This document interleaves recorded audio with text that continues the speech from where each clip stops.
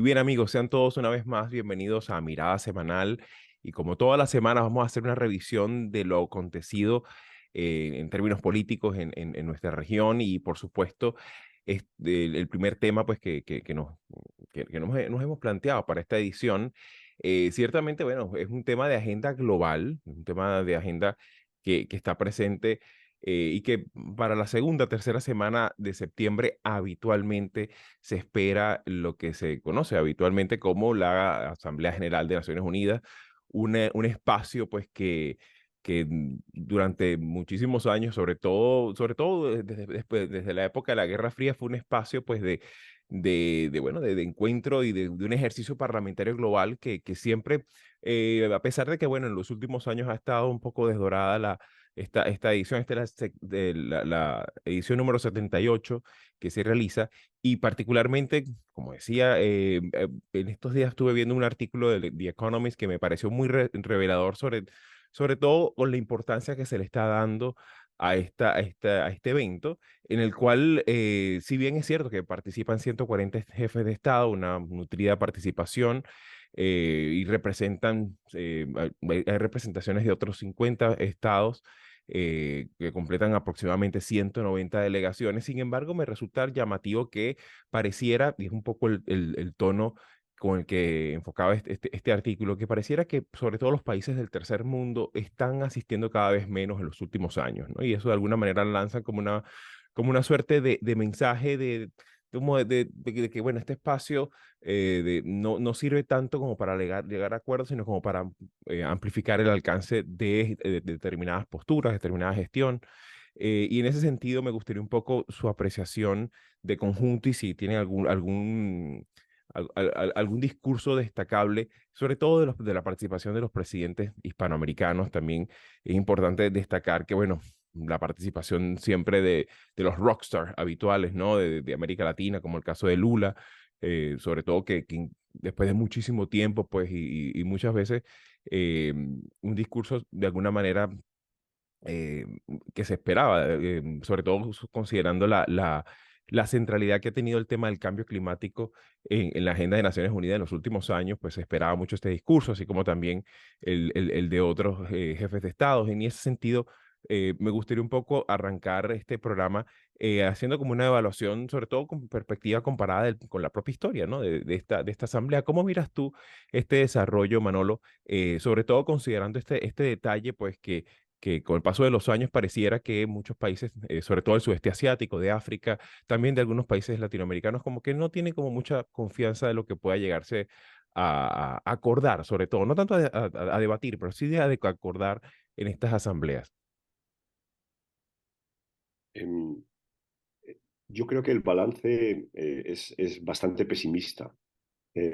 Comenzando por las propias palabras del secretario general, cuando bueno, denunció en qué medida el, el- toda la organización, ¿no? Y todo el esquema, no digo que se esté viniendo abajo, pero sí que presenta enormes desajustes ante los grandes riesgos que se están dando, ¿no? Él habla además de deterioro de la democracia, habla además de las tecnologías disruptivas en el sentido de que no se están acoplando, en este caso, a las instituciones internacionales, pero yo diría también que los mecanismos de control, los mecanismos incluso de participación, la propia democracia, ¿no? Está hoy seriamente amenazada por la expansión de estas nuevas tecnologías. No, con eso yo no quiero ser catastrofista, sino simplemente estoy diciendo que hay un desfase, y es lo que creo que también dice el secretario general. Hay un desfase de algo que ha llegado de manera rapidísima a una velocidad enorme. Leí hace poco que en el mes de mayo pasado ChatGPT tuvo más de 200 millones de visitas, ¿no?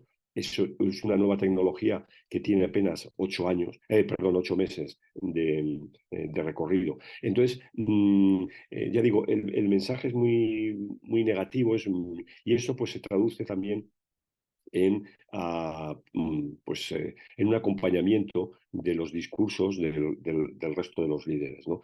En lo que se refiere a América Latina, bueno, la mayoría de los presidentes han estado presentes, desde los países más relevantes, evidentemente con el gran papel que ha tenido en la Asamblea Lula, pero también, bueno, se ha dado la presencia de Alberto Fernández, de Petro, y ya digo, y de otros países, ¿no? Yo anotando algunas cosas que me parecen interesantes, como un cierto, una cierta repetición en clave podríamos denominar, de bloques regionales, pues por ejemplo, la intervención de Xiomara Castro denunciando la confiscación de recursos a Venezuela, la intervención de Luis Arce pidiendo fin de bloqueo a Cuba, ¿no? Pero luego también otros de países centroamericanos, como es el caso de Bukele, pues defendiendo su plan de seguridad, o de Jean Matei, defendiendo la democracia en Guatemala, es decir, de alguna manera utilizando el foro como una especie de plataforma bueno, qué buenos somos, ¿no? Sí. Qué bien lo estamos haciendo, ¿no? Sí, no, y que resulta también llamativo que, bueno, como muy bien sabes, Manolo, que llevamos años evaluando y examinando desempeños parlamentarios, dinámicas legislativas, y es llamativo sobre todo cuando en una dinámica como esta asamblea donde tienes delegaciones de distintos países con distintas agendas, distintos tópicos y distintas problemáticas y distintas maneras y distintas miradas de ver las problemáticas tanto locales como globales, pero resulta siempre llamativo como se utiliza la mayor parte del discurso, no en seguir una agenda temática, sino seguir básicamente la narrativa oficial. Y eso también de alguna manera explica un poco en algunas ocasiones cómo hay esos abandonos a veces de la sala del pleno, ¿no? Que es algo, incluso fue llamativo en el caso del discurso de Petro, también algo parecido ocurrió con el discurso de Boluarte, algo parecido también se presenció cuando le tocó la oportunidad al propio Gabriel Boric. En fin, me gustaría un poco también eh, poner en relieve tu apreciación, Marisabel, porque bueno, de alguna manera eso también la gente lo ve, ¿no? O sea, no tan solo es un tema de que lo estamos viendo funcionarios, líderes, digamos, de líderes diplomáticos, sino que también lo está viendo la población mundial, ¿no? Entonces, en ese sentido, Marisabel, me gustaría un poco tu apreciación, cómo valoras tú en términos generales, pero también me gustaría un poco si tienes alguna apreciación sobre este tema que también tocó Manolo, que es el tema de, bueno, cómo se posicionan la diplomacia latinoamericana sobre temas tan graves y no resueltos como el tema de los derechos humanos y la defensa de la democracia en muchas naciones de América Latina, que bueno, todavía seguimos con esa vieja dicotomía, ¿no? Entre bloqueo versus el tema bueno, de los desempeños democráticos y el respaldo a los principios fundamentales de la democracia. Cómo viste tú esta asamblea de esta semana? Bueno, yo observé tres de los discursos de los presidentes suramericanos: el de Lula, el de Boric y el de Petro. Leí algo sobre la presidenta de Honduras, y la verdad es que para mí, en principio, como lo decía Xavi, estas son oportunidades que utilizan los presidentes, sobre todo en naciones que no son parte de los grandes, ¿no? Eh, para darle visibilidad a las condiciones internas, sus realidades nacionales, pero también para ubicarlas dentro del contexto regional. Entonces, allí hay un esfuerzo de marketing político, de una gestión, pero sí creo que pesa el hecho de que ya estos eventos y reuniones no tienen las características de antes. Ha habido un deterioro de las Naciones Unidas como idea, pero también desde el punto de vista de su efectividad. Entonces, eso pesa. Y para quienes entienden, por ejemplo, el intento de fortalecer mecanismos multilaterales por fuera de las Naciones Unidas, los BRICS, el grupo de los 77, para este tipo de países eso es por supuesto, Claro, y que eh, recientemente se hizo esta reunión y que, bueno, muchas sí, veces, sobre todo algunos académicos ya empiezan a perfilar el concepto de la diplomacia autoritaria, ¿no? sí. Bueno, esa es parte de todo el esfuerzo Incluyendo también el charm de la ofensiva, de la exactamente, sí, sobre diplomacia, todo, sí.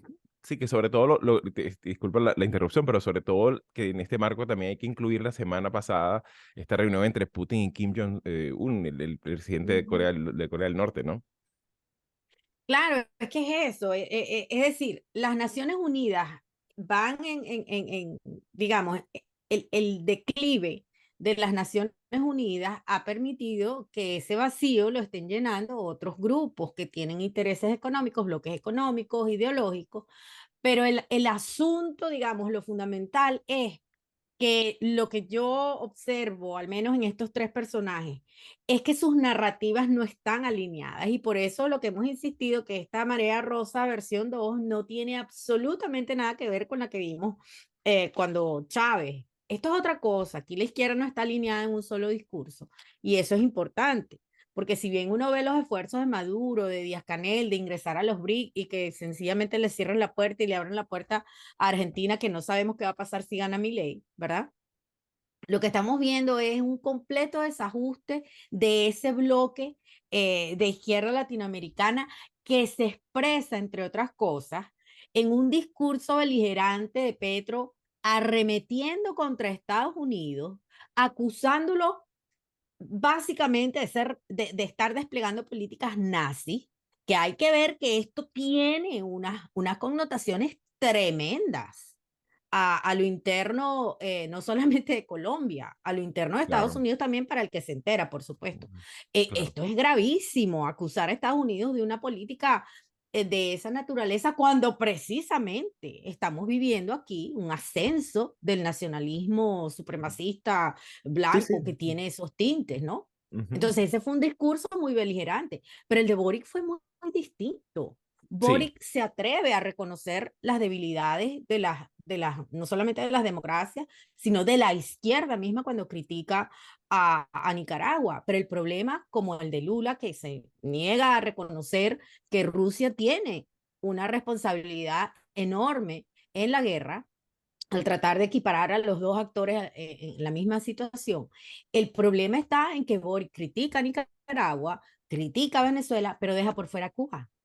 claro, Entonces, ahí hay un problema, la izquierda no está alineada y ni siquiera los que se atreven a criticar a la izquierda están claros de que no estamos hablando solamente de Nicaragua, no estamos hablando solamente de Venezuela, aquí hay un tercer actor y el que viene, que es Bukele, quizás es más fácil para ellos, pero a mí me claro. parece, de los tres discursos me pareció alarmante Petro y creo que hace falta un poco más de introspección de la izquierda latinoamericana. Claro, sin duda. Y yo creo que Y, también, sí, adelante, Manolo. y no, iba a deciros, y fíjate que el canciller venezolano, ¿no? El ministro de Exteriores, Iván Gil, Iván Gil.